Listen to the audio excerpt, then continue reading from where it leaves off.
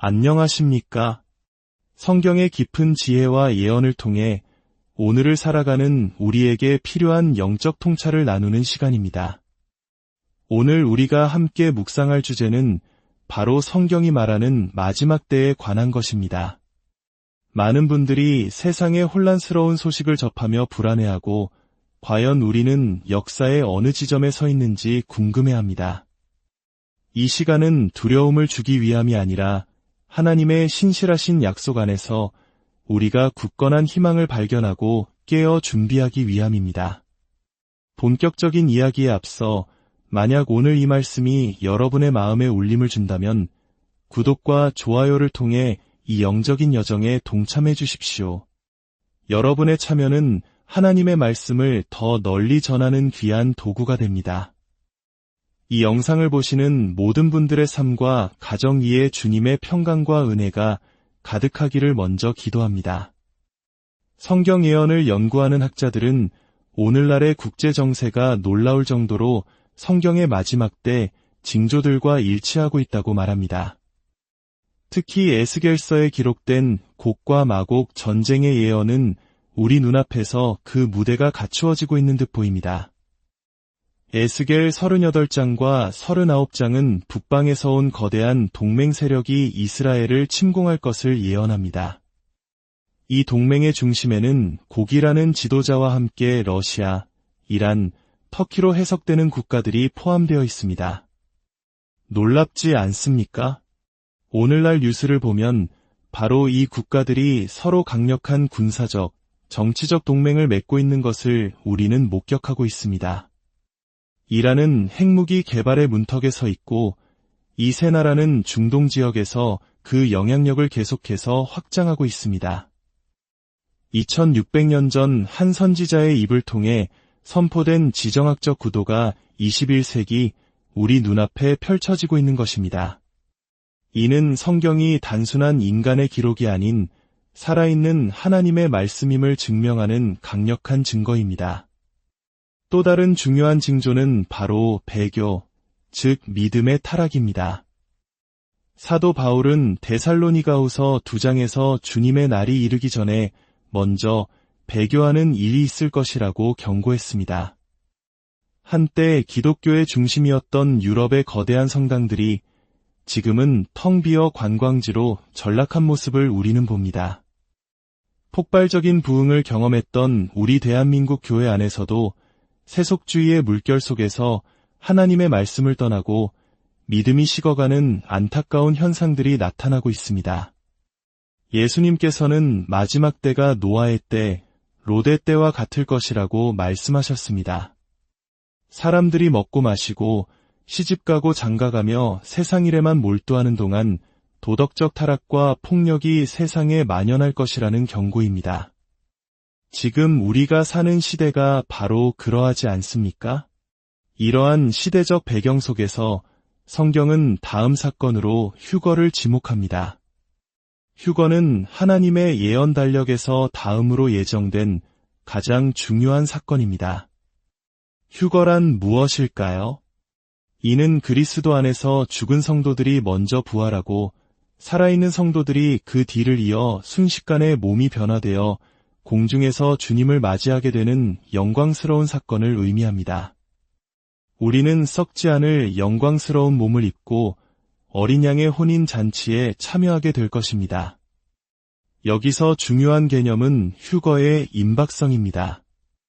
임박하다는 것은 가깝다는 의미를 넘어 언제든지 일어날 수 있다는 뜻입니다. 즉, 휴거가 일어나기 전에 먼저 성취되어야 할 다른 예언은 남아있지 않습니다.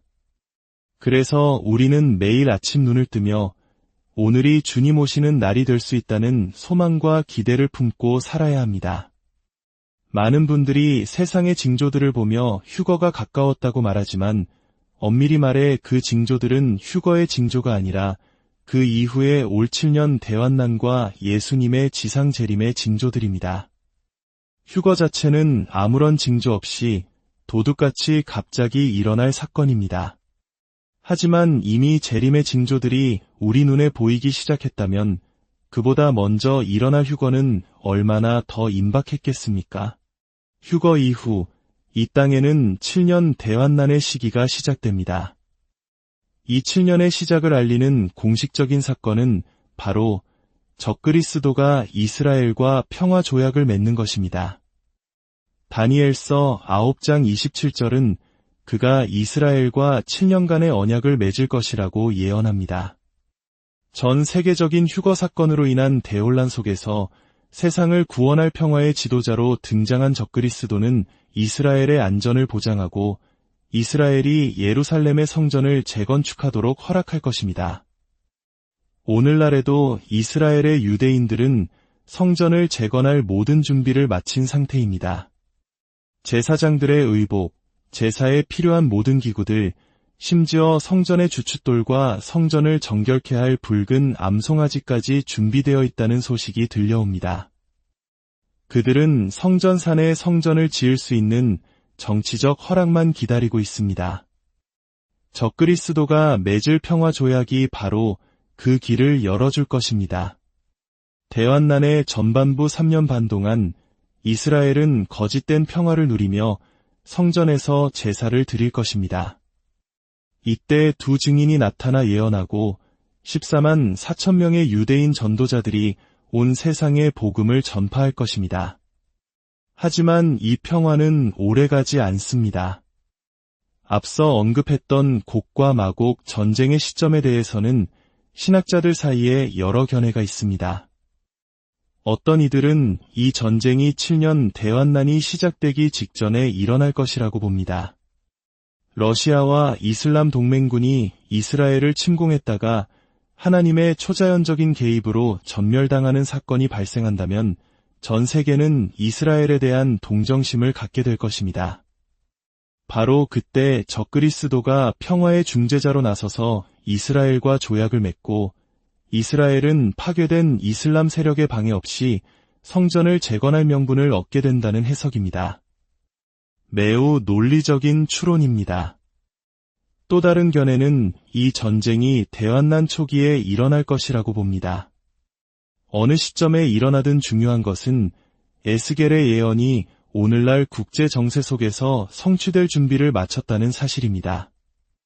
우리는 역사의 마지막 장을 목격하고 있는지도 모릅니다. 대환난의 한가운데, 즉 3년 반이 지났을 때 적그리스도는 자신의 본색을 드러냅니다. 그는 이스라엘과의 평화 조약을 깨고 재건된 성전에 들어가 자신을 하나님이라 칭하며 경배를 강요할 것입니다. 이것이 바로 성경이 말하는 멸망에 가증한 것입니다. 이 시점부터 대환난의 후반부 3년 반, 즉 역사상 전무후무한 극심한 핍박과 재앙의 시기가 시작됩니다. 요한계시록에 묘사된 일곱 나팔, 일곱 대접의 재앙이 이 땅에 쏟아질 것입니다. 하지만 기억하십시오. 교회, 즉 예수 그리스도를 믿는 성도들은 이 무서운 환난의 때가 오기 전에 휴거를 통해 구원받을 것이라는 약속을 받았습니다. 우리는 장래의 노하심에서 우리를 건지시는 예수를 기다리는 사람들입니다. 오늘 나눈 이야기들은 결코 우리를 두렵게 하거나 현실 도피적으로 만들기 위한 것이 아닙니다. 오히려 이 모든 예언의 성취는 하나님의 말씀이 얼마나 정확하고 신실한지를 보여주는 증표입니다. 하나님께서는 역사의 주관자이시며 그분의 계획은 한치의 오차도 없이 이루어지고 있습니다. 그러므로 우리는 깨어 있어야 합니다. 세상의 일락에 취해 영적으로 잠들어서는 안 됩니다. 마지막 때의 징조들을 분별하며 더욱 굳건한 믿음 위에 서야 합니다. 아직 주님을 알지 못하는 이들에게는 복음을 전하고 우리의 삶을 통해서는 그리스도의 빛을 비추어야 합니다. 주님께서 언제 오실지 그 날과 그 시는 아무도 모르지만 우리는 그날이 매우 가까이 왔음을 압니다. 그러므로 머리를 드십시오. 우리의 구원이 가까이 왔습니다.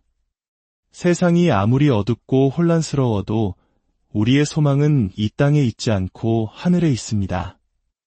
영광 중에 다시 오실 우리 주 예수 그리스도를 맞이할 준비를 하며 믿음과 소망과 사랑 안에서 오늘 하루를 충실히 살아가는 저와 여러분이 되기를 간절히 바랍니다.